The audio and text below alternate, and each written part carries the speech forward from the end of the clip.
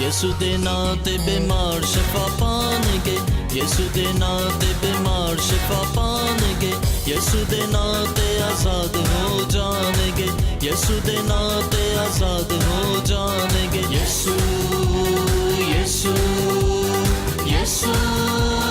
ਯਿਸੂ ਯਿਸੂ ਯਿਸੂ ਯਿਸੂ ਯਿਸੂ।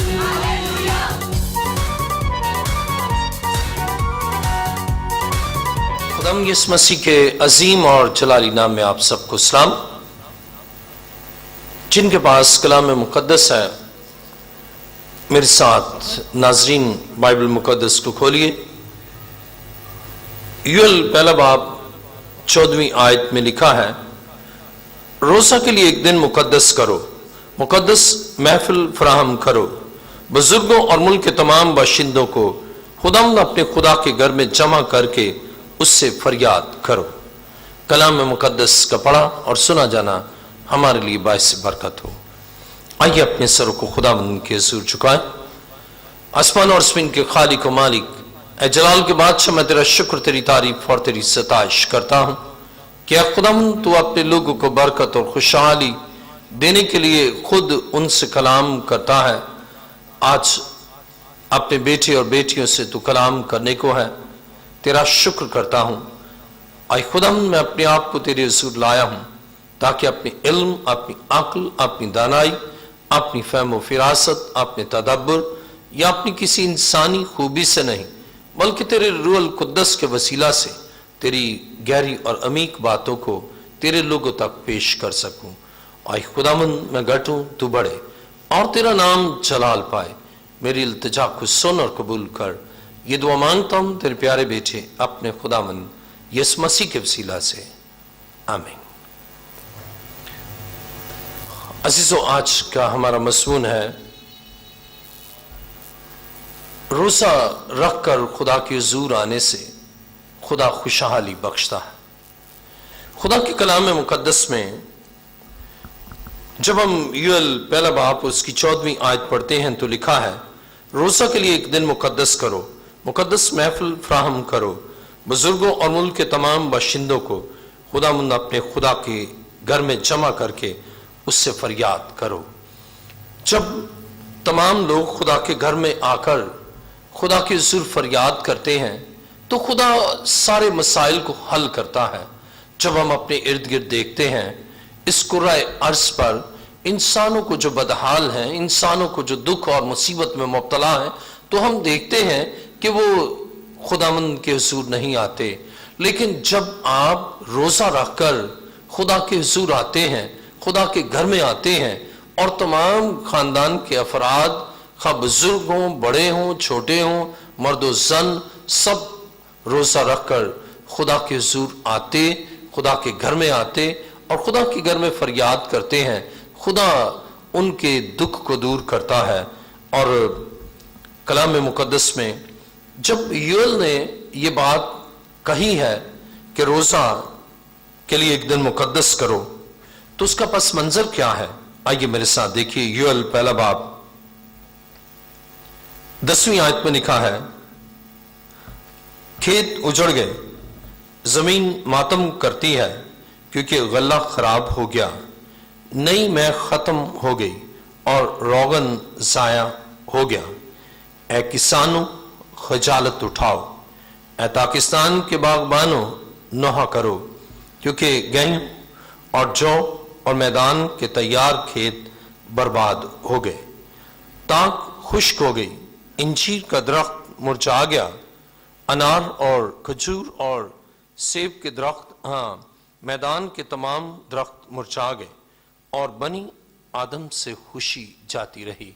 खुदा के कलाम में मुकद्दस में हम पढ़ते हैं कि बनी आदम से खुशी जाती रही, इसलिए कि खेत उजड़ गए, इसलिए कि पाकिस्तान बर्बाद हो गए, इसलिए कि फलदार दरख्त फल नहीं दे रहे और इस वजह से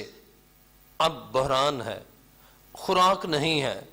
मसाइल हैं, परेशानियां हैं और दुख है। और इस दुख में कोई मददगार नहीं सिवाय खुदा के। और बाइबल मुकद्दस बयान करती है खुदा ने अपने खादम यूएल को इस्तेमाल किया और अपना कलाम दिया تاکہ بھٹکے ہوئے لوگ راہ راست پر آئیں اور ان کو معلوم ہو کہ کس طرح ان کی خوشحالی ہے۔ آج بہت سے لوگ ہیں جو روزہ نہیں رکھتے اور وہ سوچتے ہیں میں روزہ رکھ ہی نہیں سکتا، اور وہ سوچتے ہیں میں تو 50 سال سے زیادہ کا ہوں، یا میں بزرگ ہوں، میں بوڑھا ہوں اور میں روزہ نہیں رکھ سکتا۔ لیکن عزیزو، بائبل مقدس بیان کرتی ہے کہ یوئیل نبی بیان کرتا ہے کہ تمام بزرگ بھی روزہ رکھیں، اور اس مشکل اور اس پریشانی میں، جبکہ اقتصادی بحران ہے، جبکہ مالی پریشانیاں ہیں، اور جبکہ خوراک نہیں ہے، تو انہیں روزہ رکھ کر مقدس محفل فراہم کرنا ہے، اور روزہ رکھ کر خدا کے حضور فریاد کرنا ہے۔ اور جب وہ فریاد کرتے ہیں تو خدا ان کے بندنوں سے رہائی بخشتا ہے۔ خدا کے کلام مقدس میں ہم یہاں پر یوئیل پہلا باب اور اس کی 14ویں آیت پڑھتے ہیں، روزہ کے لیے ایک دن مقدس کرو، مقدس محفل فراہم کرو، بزرگوں اور ملک کے تمام باشندوں کو خداوند اپنے خدا کے گھر میں جمع کر کے اس سے فریاد کرو۔ خدا سولوشن بتاتا ہے، اپنے نبیوں کے ذریعے سے کلام کرتا ہے، اور جب وہ کلام کرتا ہے تو پھر وہ چاہتا ہے کہ پوری قوم کی من حیث قوم ترقی کرے، برکت خدا دینا چاہتا ہے، لیکن خدا چاہتا ہے کہ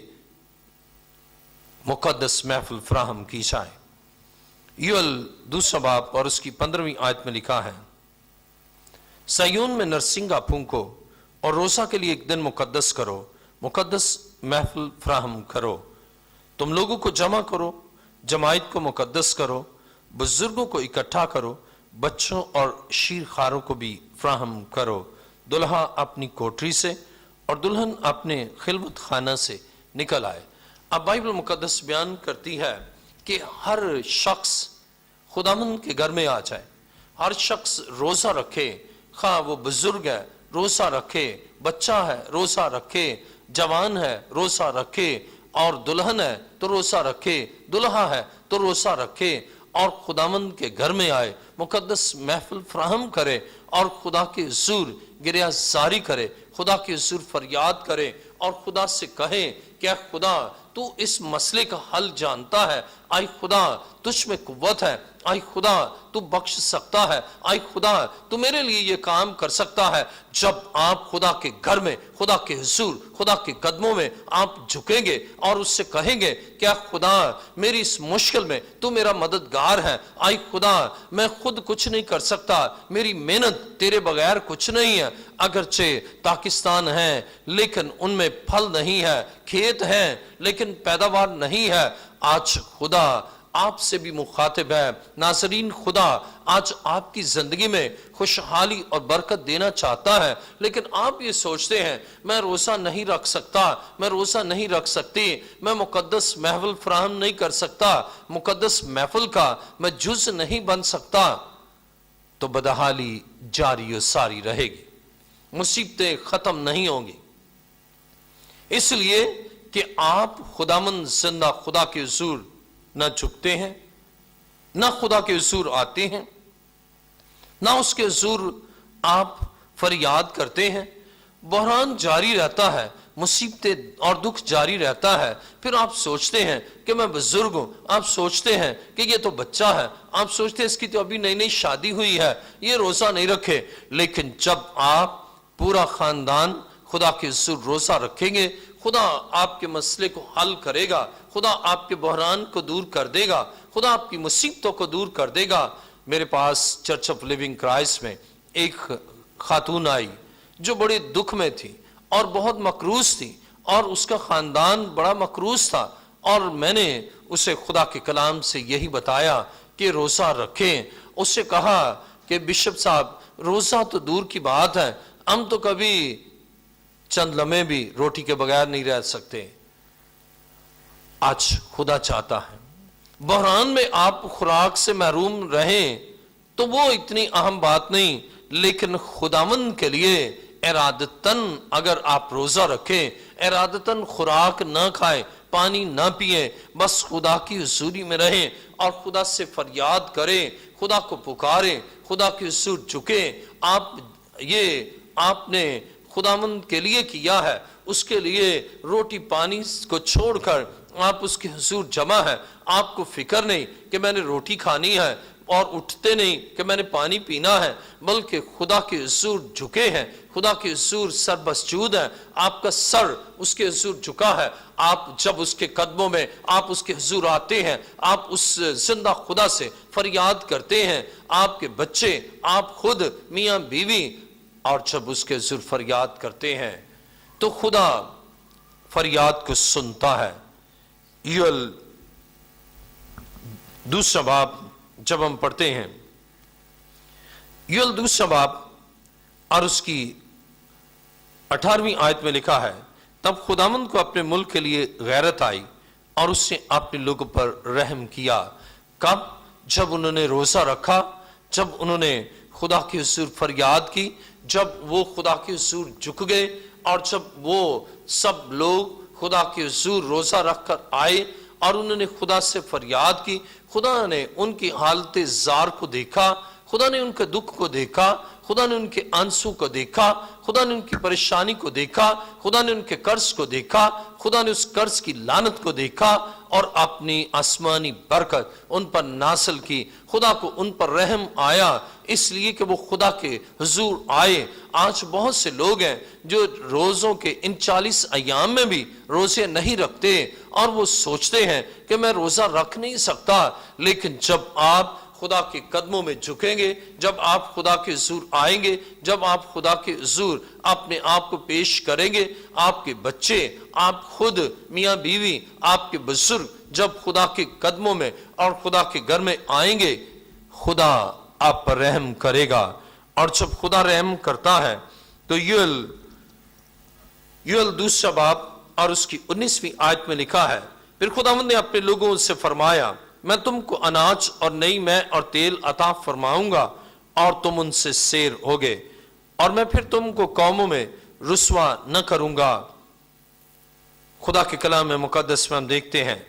خدا اپنے لوگوں سے وعدہ کرتا ہے کہ میں تم کو اناج دوں گا، میں تمہیں تیل دوں گا، میں تمہیں سیر کروں گا، اور پھر تو قوموں میں رسوا نہ ہوگے، تم مقروض نہ ہوگے۔ اور رسوائی جو قرض کے سبب سے ہے، رسوائی جو بدحالی کے سبب سے ہے، رسوائی جو برکت نہ ہونے کے سبب سے ہے، آپ نے قرض دینا ہے اور قرض لینے والا آپ کے گھر کے سامنے کھڑا ہے اور برے الفاظ ادا کر رہا ہے، لیکن آپ رسوا تو ہو رہے ہیں لیکن ادا کرنے کے لیے کچھ نہیں۔ لیکن جب آپ خدا کے قدموں میں جھکتی ہیں، خدا کے قدموں میں جھکتے ہیں، جب آپ خدا کے حضور فریاد کرتے ہیں، آپ کہتے ہیں کہ اے خدا میں تو کچھ بھی نہیں، اے خدا میرا ایمان ہے، کھیت تو ہیں لیکن ان میں پیداوار تو دے گا، پاکستان تو ہیں ان میں پھل تو ہی بخشے گا، اے خدا تو ہی اسودہ کرے گا، تو ہی مجھے فراہم کرے گا، تو ہی میرے گھر کا خود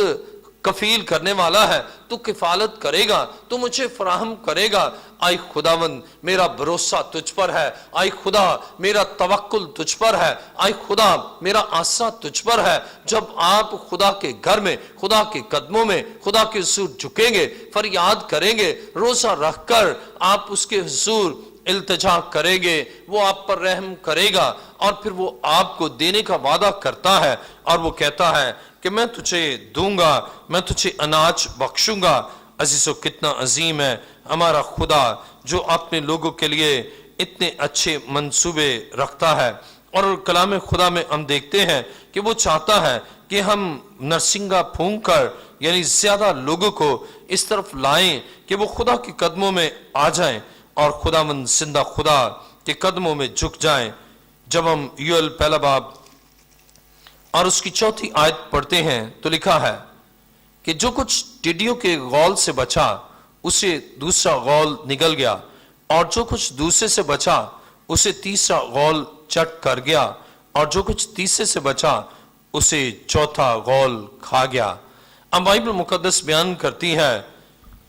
کہ جب یہ روزہ نہیں رکھتے اور جب یہ خدا کے قدموں میں نہیں آتے، اپنے گناہ کا اقرار اور اعتراف نہیں کرتے،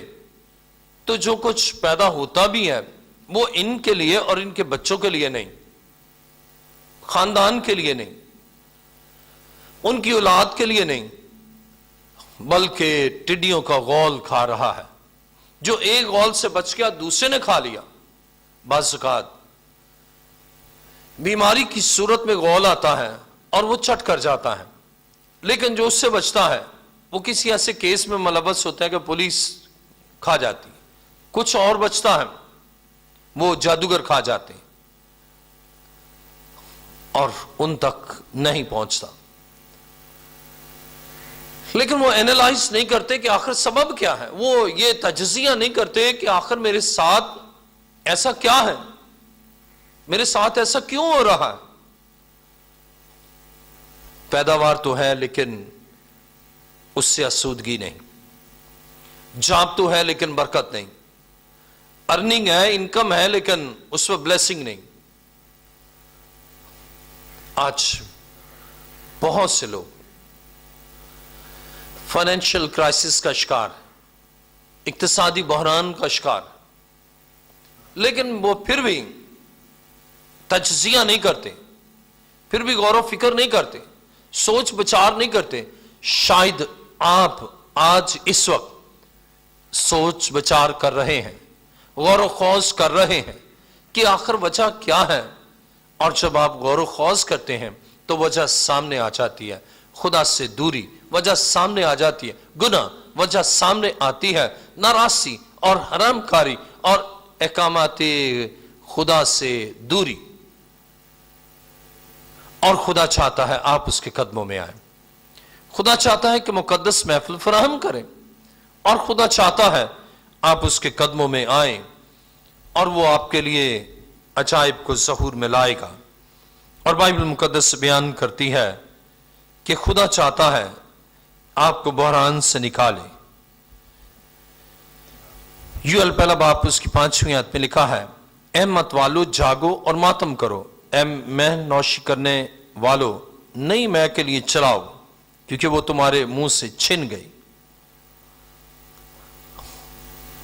وجہ چھننے کی کیا ہے؟ گناہ.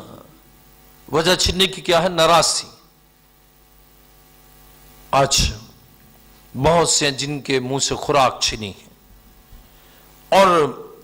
میں نوشی کرنے والوں کو یوئیل جگاتا ہے،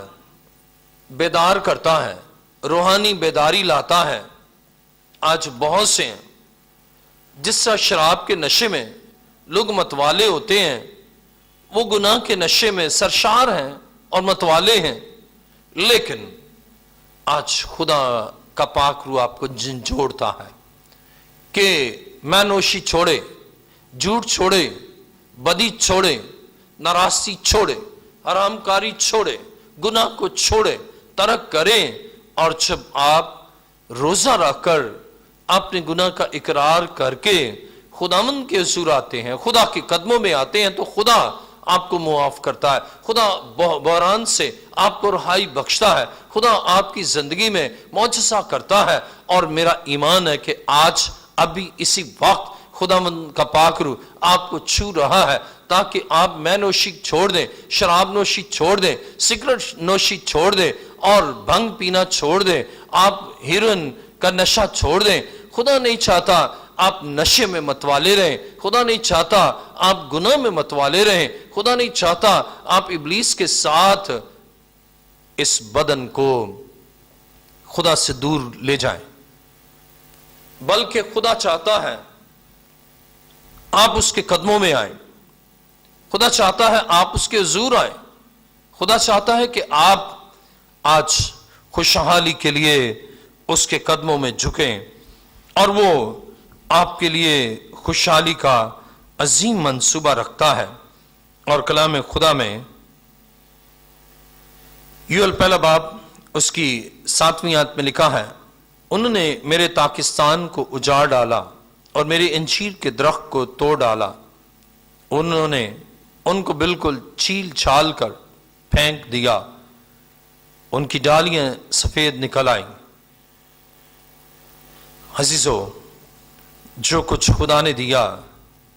اس کا مس یوز کیا. خدا نے پیسہ دیا خوشحالی کے لیے، لیکن انہوں نے شراب پر خرچ کر دیا. خدا نے خوشحالی کے لیے پیسہ دیا، انہوں نے سگریٹ نوشی پر خرچ کر دیا. خدا نے پیسہ دیا، انہوں نے افیون اور چرچ کے لیے خرچ کر دیا، خدا نے پیسہ دیا، انہوں نے سنیما ہاؤس جانے کے لیے ٹکٹ خرید کر ضائع کیا، اور خدا ان سے ناراض ہے۔ خدا نہیں چاہتا کہ آپ نشے میں رہیں، لیکن جب آپ روزہ رکھیں گے